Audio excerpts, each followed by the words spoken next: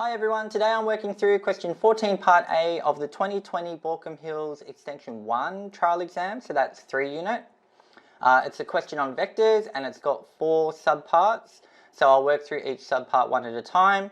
So in this first video I'm going to focus on part 1. Now in terms of the background, the question tells us that in the diagram OABC and ODEF are 2 non-overlapping squares. We've got W and X being the centers of these 2 squares respectively. Points Y and Z are the midpoints on the intervals CD and AF respectively, as shown in the diagram. And we're told that WYXZ is a parallelogram, and WYX and Z are the midpoints of the sides of a quadrilateral ACDF. Alright, a lot of stuff going on there, and we're given this diagram to help us put it all together. We're told to let A, C, D, and F have position vectors 2A vector, 2C vector, 2D vector, and 2F vector respectively, and they're also shown on the diagram. Now we're told that it can be shown that the interval joining the midpoint of 2 sides of a triangle is parallel to the third side and is half the length of its third side, and we're told that we can use this result without proving it. And hopefully, given we're in vector territory, being told that 2 lines are parallel and also being told the relationship in their length or their magnitude kind of rings a few bells for you, because at the end of the day a vector is defined in terms of its direction and its length. So we're being given a hint here about a result that can tell us something about both the direction, or in other words it being parallel to something, and also its length. So it should come as no surprise that that result is going to come in handy for us in this question. Alright, so part 1 says to consider the triangle ACF and then express the vector WZ in terms of vector C and vector F. And then similarly find an expression for vector WY in terms of vector A and vector D using triangle ACD. Alright, so let's take a look. So I've recreated this diagram as best I can. And I've written out the 2 things we're being asked to find in this question. So it's a 2-mark question, so naturally it's probably going to be 1 mark up for grabs for vector WZ and 1 mark up for grabs for vector WY. And we're given this hint, which I think is really going to help us here, and that's that the interval joining the midpoint of 2 sides of a triangle is parallel to the third side and half the length of the third side. And in terms of the background information we were given, we know that W is the center of this square and X is the center of this square. So you know that getting from A to W and C to W, it's going to be the same length because it's the center.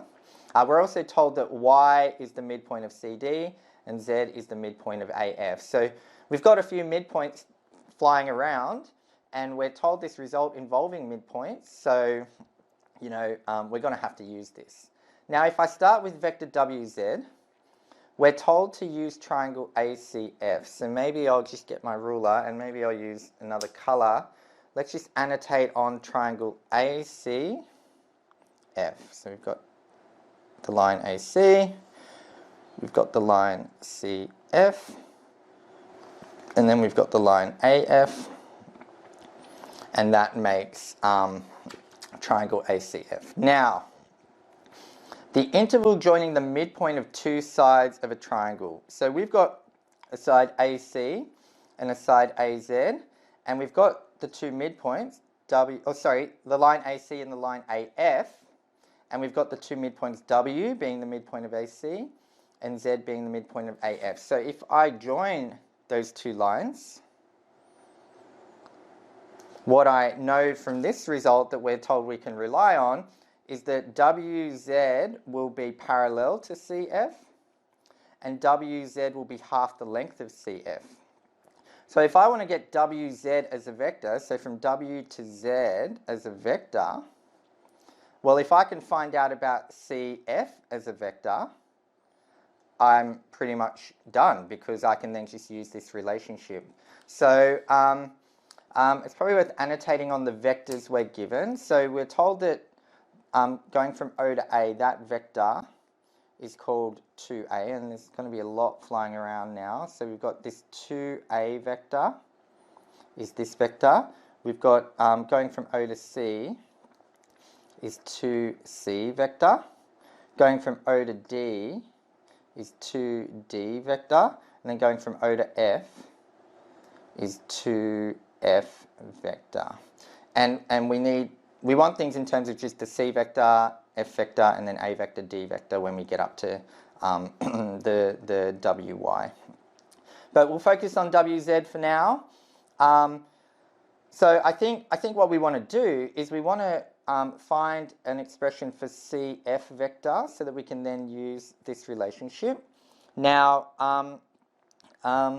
CF vector, if we want to start at C and get to F, one way we could do that is start at C and go to O, and then go from O to F. So we can say CF vector is equal to CO vector plus OF vector, and hopefully that's something you're comfortable doing with vectors as you learn how vectors work. Kind of, you can think of it as CF as CF. If the two letters in here that you're plussing are the same, that's how you can connect them in vector land. So maybe that helps you if vectors you find a bit daunting. So now all we need to do is plug in CO and OF. Now, we know that OC is this vector 2C vector, but we want CO.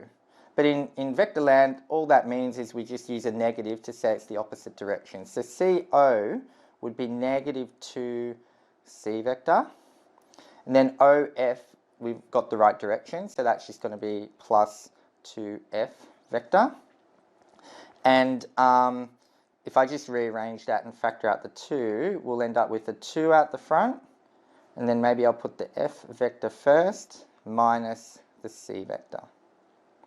So that's our vector CF, and we can use this hint. We can say, maybe I'll just write it over here. We can say that WZ vector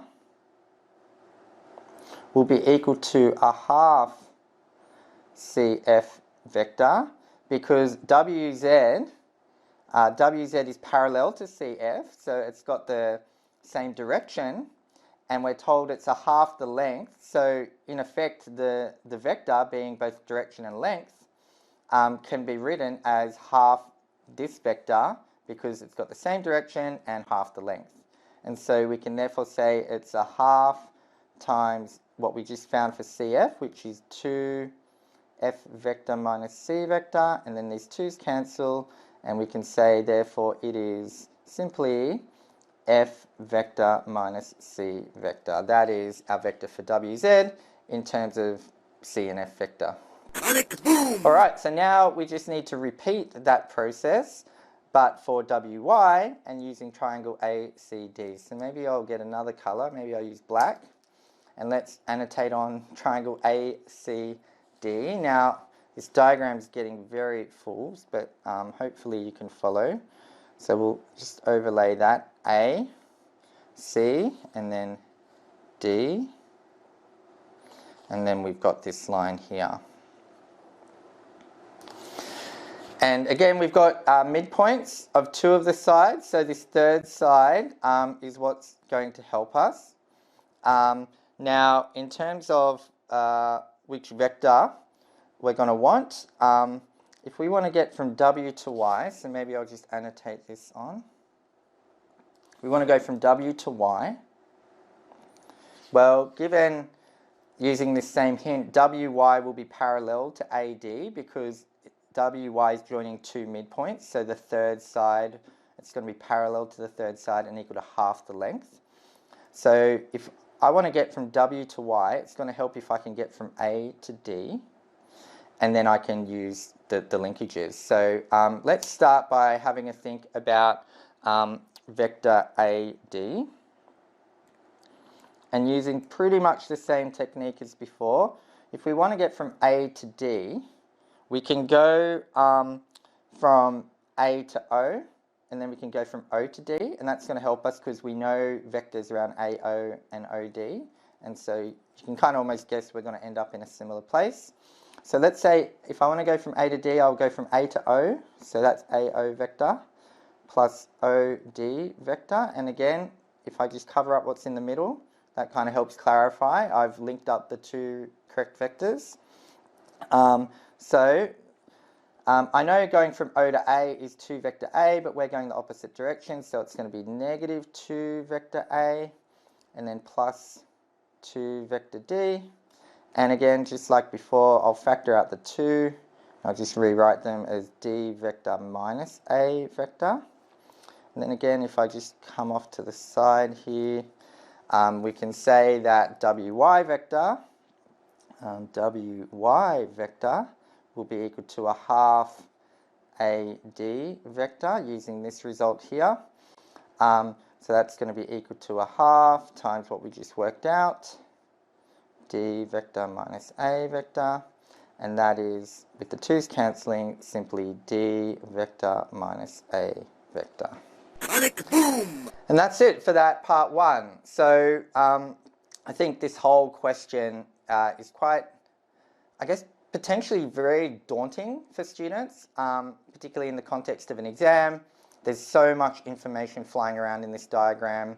I think a lot of Extension 1 students probably find vectors hard because vectors, it's actually the first time you really encounter them in your math studies. So whilst a lot of the other math concepts in Extension 1 are kind of building upon what you've learned in all the prior years, because math follows what's called a spiral curriculum, where everything's kind of building on what's come before. Vectors is an example of something that is pretty much new. So it takes a lot of, I guess, extra effort to get your head around it.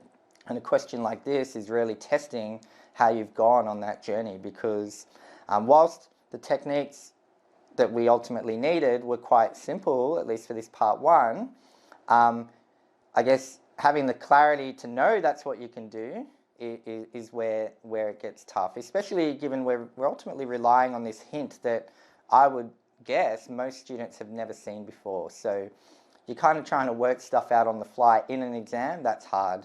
So hopefully now that you've seen this, that it all makes sense, and you could replicate that if you had to. And in the next video, I'll work through part 2, which follows on from this part 1. All right, tick boom.